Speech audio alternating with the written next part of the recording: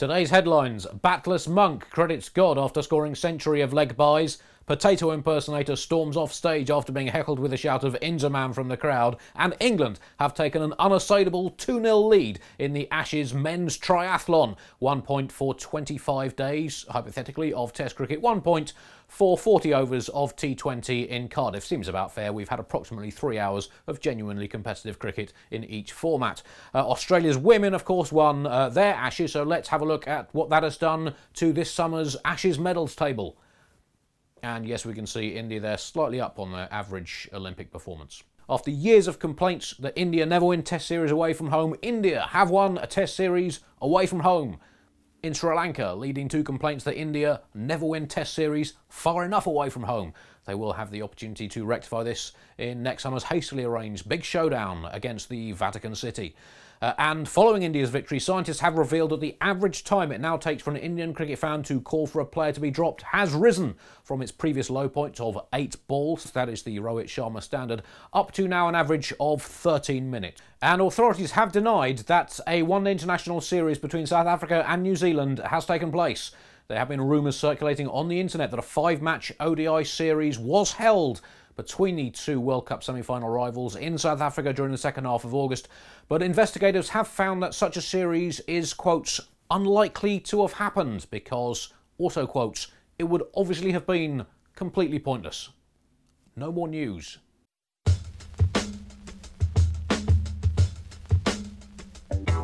So, Frederick, another Ashes done and dusted. See that? That is 2 years of Ashes-free cricket laid out before us like an Arcadian idyll. Yes, Doc, it wasn't the most vintage Ashes, as dramas go, although there were some all-action Act 1 Scene 1s. Yes, but I think we've learned that there was a reason why Shakespeare saved the big blockbuster sword fights until the end. Still, at least you guys were the Hamlet, and we were the Rocky Balboa. Doc, you really need to stop watching 2 films simultaneously on different TV screens.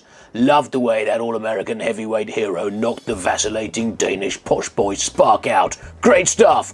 Boom! Sit down, you indecisive Viking! Boom! Great stuff! Focus, Doc. 2¼ years until the next Ashes. How are you going to fill the time?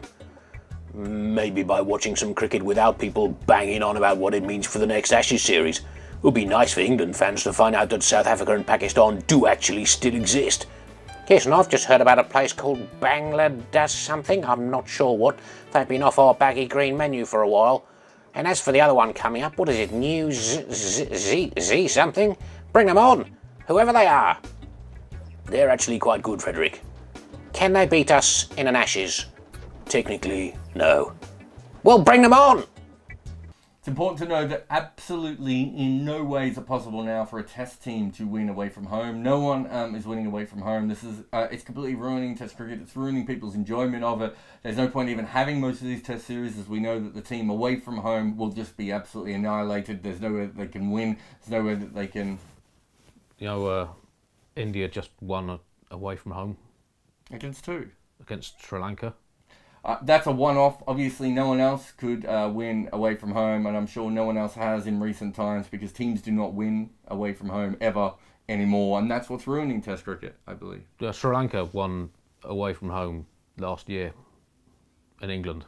And oh, okay. And England then won away from home in India like a year and a half before that, didn't they? Did Australia beat West Indies as well? Yeah, that's away from home. Did Pakistan beat Sri Lanka? Yeah, that's also away from home. Oh.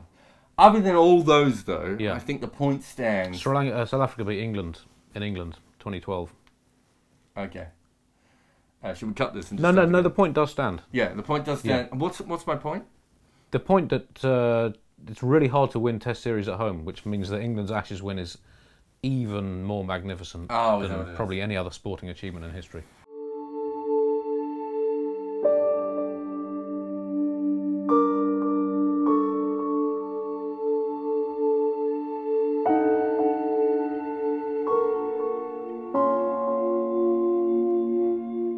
Sri Lanka have now lost 2 series at home, despite the fact they had one of their greatest victories away from home last year.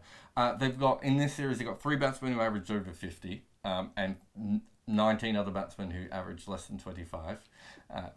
Yeah, my maths might be including wrong. both their openers averaging 15 or something. Something horrible. Angelo Matthews every day must wake up and have this kind of recurring vision of every day for the rest of his life walking out to bat in a test match with a score at 30 for 3. That's his future, isn't it? It's mapped out for him. How do we get to a point where Sri Lanka's bowling is so much better than their batting? Everything we've ever known about Sri Lankan cricket is the opposite of this. And suddenly these guys, I mean, all their bowlers have done well in this series. I mean, they also did well in England. You know, as we said, they're a bit up and down at home. And by up and down, I mean they lose a lot. But, you know, everything about their bowling is suddenly working, despite the fact that at one stage, Nuwan Pradeep had a bowling average of 1 million. And that's come down now. It's down in the thousands now. But he he picked up a few wickets. Damika Prasad ripped through England at Headingley. Now, a regular wicket. I mean, everything about Damika Prasad up until the tour of England said, I will never take significant wickets in Test cricket. And now he's doing exactly that. Fair play to him. Most importantly, with Sri Lanka losing at home twice now, I think they get relegated under the new ICC Big Three regulation, which is if you're not a Big Three team and you lose at home, you're just not worthy. Yeah, you didn't need the middle part of that sentence.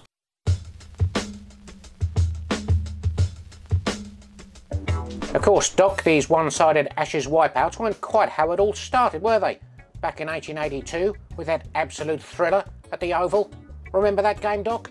Let me jog your memory. You might have a vague recollection of me taking 14 wickets and winning the game single-handedly by 7 runs to launch the legend of the Ashes. Ring any bells? I'm not getting anything, Frederick. Let me jog your memory some more. Yay! Got him! Yes, that was me, just after I'd got you out in the first innings. I was never out. You were bowled. I just forgot to put the bails back on. But yes, you are right, that game in 82 was so exciting that at one point I found old Monkey Hornby hiding in my beard. Yes, and a man in the crowd apparently chewed through the handle of his umbrella in the excitement. Yes, an incident which directly prompted the then Prime Minister William Gladstone, very much the second-ranked WG of his day, to legalise the stadium hot dog. Is that so, Doc? Yes, it is. Rocky, Rocky, Rocky.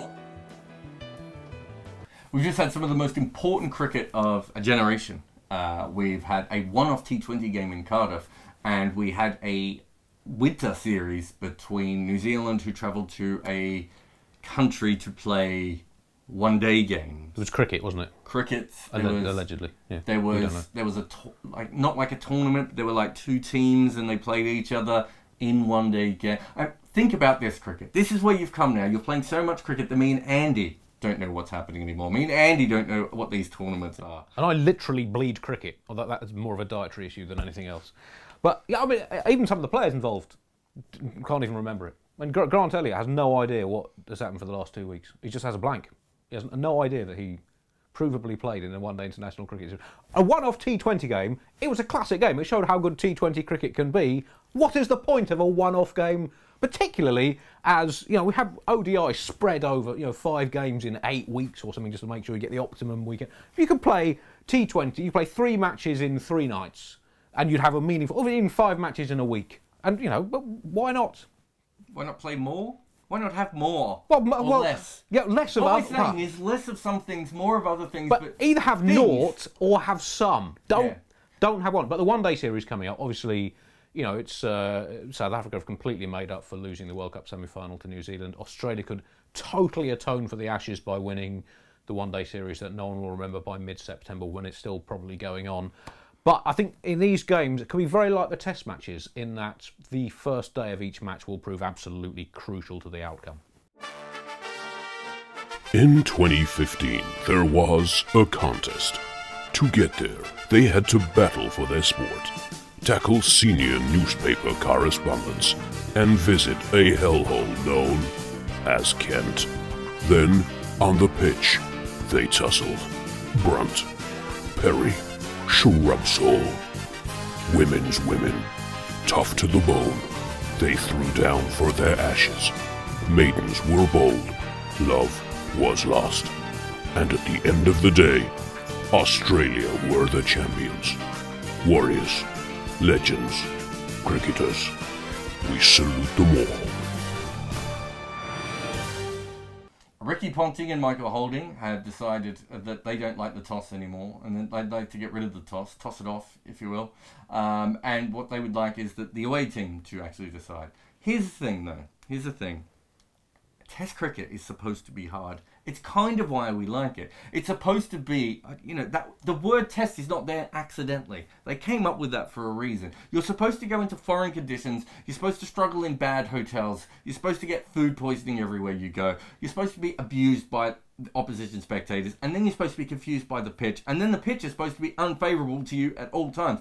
This is how we know when a team wins away from home that they're actually any good. This is how we know when, forget... Okay, there's a Stuart Binney joke in there, but separate to that, to go to another country and to win a test match and the test match series is phenomenally hard. That's why the West Indies was so good. That's why Australia was so good. That's why the current South African team is so good.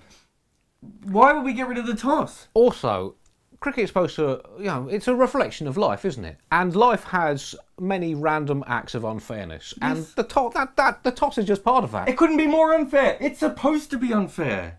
Yeah, life is unfair. Cricket has a moral duty to reflect that. I think there are a number of other ways that we can mitigate the slight problem of home advantage. I would like to see a new system brought in whereby each side prepares one half of the pitch. Now, whether you do that down the middle, from middle stump to middle stump, so England will prepare the left-hand side as a green seamer, and India would have a raging turn on the right hand side, or whether you do it 11 yards and 11 yards, making the bouncer that pitches 6 inches either side the most exciting ball in cricket once again. Other things I'd like to see pre-game sledging, get it all out. None of the nastiness we've seen in the series in Sri Lanka. The players just to meet for half an hour in a gym the day before a test match and just abuse the living nuts out of each other. Yeah. And I think that would get bigger TV ratings than a lot of Test cricket as well. People would tune in for that, unquestionably. In fact, it would get bums on seats. You would have a 30,000 sellout. Find a new English TV subscriber, put it on there. I will buy the new subscription to watch that. There's so many things the game can do, but yeah, keep the toss. Let's have unfairness built into the fabric of cricket. I don't even understand what the point of cricket is if it's not unfair. Yes, and if they're going to cut out the unfairness of the toss, they're going to have to start cutting out the unfairness of, for example, some cricket boards having a hell of a lot more money than other cricket boards. And then where will the sport be? Yeah, imagine if we had an even playing field. It's not what cricket was designed for. Almost no films about cricket would ever be made.